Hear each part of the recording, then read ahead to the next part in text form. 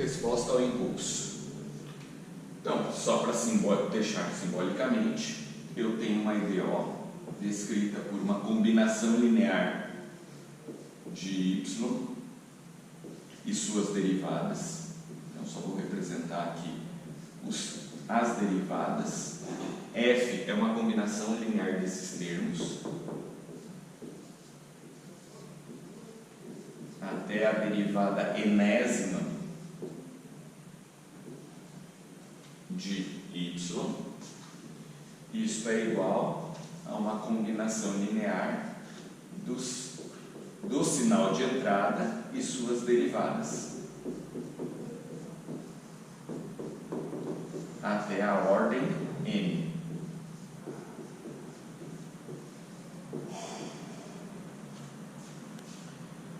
No nosso caso, como a gente está interessado em obter a resposta em impulso de um jeito mais direto, evitando o que nós fizemos até aqui, que foi gerar um sinal x de t, que é uma aproximação do impulso e aplicar um limite.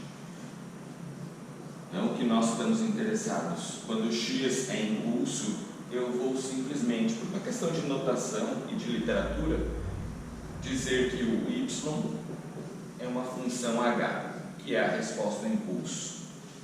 Então, quando eu faço substituição, só vou fazer uma troca. Eu tenho uma combinação linear das respostas ao impulso e suas derivadas.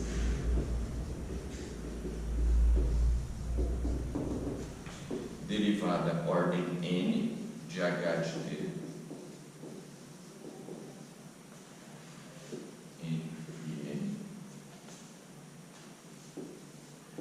Igual, só colocar aqui, não é F, é uma G, uma outra combinação linear, delta de t, derivada delta de p,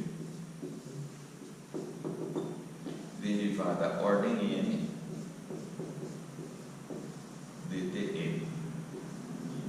Então essa relação é que vai nos guiar na composição da solução.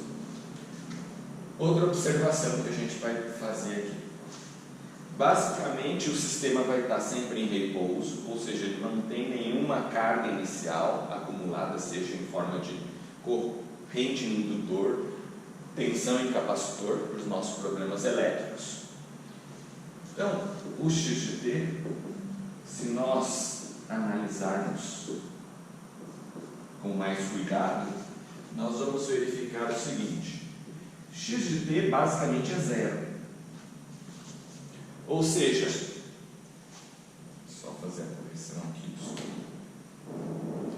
é como se todo esse g fosse nulo, efetivamente, nessa situação, exceto algum fenômeno específico que ocorre exatamente em t igual a zero e só em t igual a zero.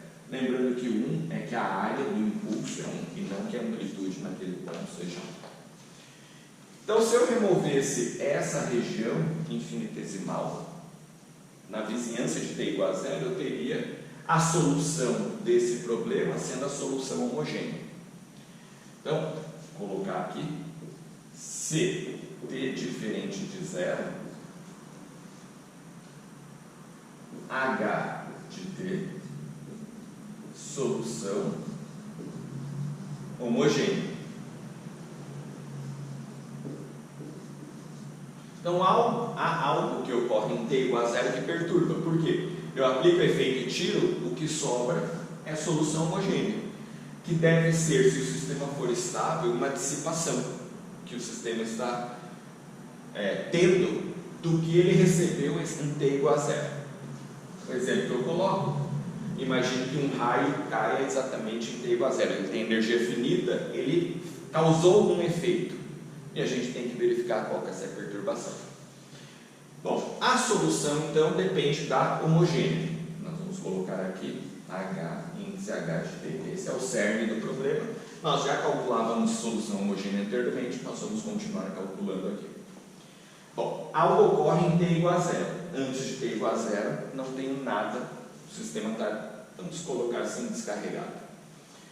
Bom, a solução total, nesta abordagem que nós seguimos do livro-texto, só um adendo, o livro do Papoulis, que que é um livro-texto que também a gente pode utilizar, tem uma outra abordagem para essa obtenção da solução da resposta ao impulso. Eu vou utilizar do nosso livro-texto, mas nada impede que você utilize a do Paporis. Fique à vontade em se sentir confortável com um modo de resolver o problema. Então, a solução total, ela difere da solução de ideal clássica no fato de que a gente vai ter uma solução específica para o impulso. Eu não tenho uma tabela, já que o sinal é impulso, só ele serve para esse tipo de solução. Então, a solução total depende de N e N, que são as ordens dessas derivadas. O intuito é criar uma estrutura que se encaixe aqui e a gente consiga ter relações entre os coeficientes das duas combinações lineares que eu tenho com os coeficientes a determinar da solução homogênea. Então, se N, ordem da derivada de H, resposta ao impulso, for maior do que a ordem da maior derivada de impulso, a solução total é a solução homogênea multiplicado pelo degrau. Isso é suficiente porque eu vou ter menos derivadas de delta em relação a derivadas de H. Então, quando eu jogo aquela estrutura com os coeficientes a determinar, vai ter coeficiente suficiente para se encaixar com os coeficientes que eu tenho, basicamente, dessa segunda linha, das derivadas de impulso e impulso. Não importa quão grandes sejam esses valores, poderia ter 1000 e 1 para N e N respectivamente, seria somente essa estrutura. Quando N é igual a N, por exemplo, 1 e 1, 5 e 5, 10 e 10, a solução total é a solução homogênea multiplicada pelo degrau, mais um termo adicional associado a um coeficiente K1 constante que eu vou determinar, delta de D. Então agora, quando eu tenho igualdade, significa, por exemplo, se eu estivesse nessa situação, onde a maior derivada de H e delta é 1, quando eu derivar, se eu não tivesse esse termo, quando eu derivasse isso, eu teria um impulso associado, regra da cadeia, e aí faltaria algum coeficiente nessa linha de cima, quando eu faço a substituição, para encaixar com este coeficiente da derivada primeira de delta. Isso é suprido por esse termo, porque quando eu derivá-lo, derivada do impulso é derivada do impulso, e o coeficiente está associado a ele. E agora, finalmente, quando N é menor do que M. Então, nessa situação, dependendo da quantidade, eu vou colocar aqui alguns exemplos, só para entender a mecânica, é basicamente colocar termos associados às derivadas, de acordo com a diferença entre esses dois elementos. Então, vamos colocar aqui só para simplificar, imagine N igual a 1 e N igual a 2.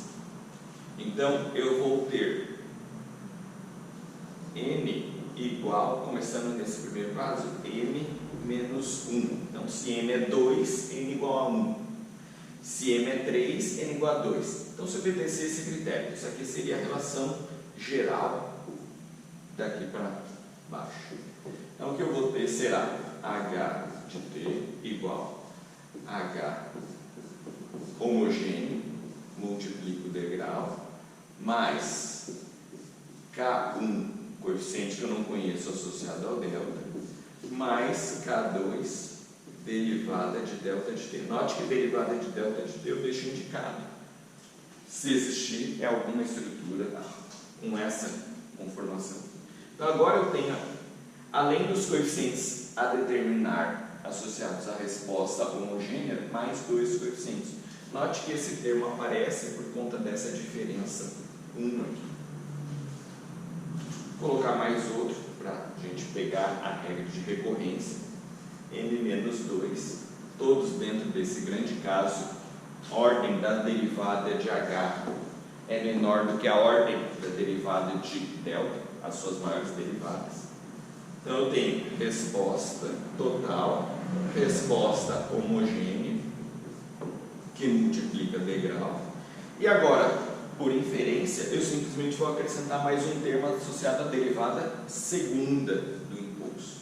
Então, vou colocar aqui K1, que multiplica delta de T, mais K2, derivada delta de T dt, mais K3, derivada delta de T dt. Então veja, é como se eu começasse com a derivada 0, derivada 1, derivada 2. Derivada 2. Vou só marcar ali para ficar bem claro. Então veja os acréscimos. Acrescentei esse, quando a diferença é 0. Acrescentei este, quando a diferença é 1. Acrescentei este termo, quando a diferença é 2. Veja que eu venho numa escada aqui, acrescentando mais termos, para fazer o encaixe. Então, essa é a estrutura da solução que a gente vai montar para resolver a resposta impulso. Tendo essas informações, eu tenho que agora, de alguma maneira, encontrar esses coeficientes.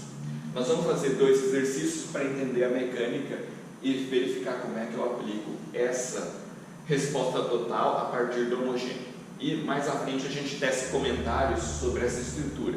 Respondendo perguntas. E se o impulso não fosse delta de t, fosse delta de t mais 2, delta de t menos 2? O que mudaria nessa estrutura?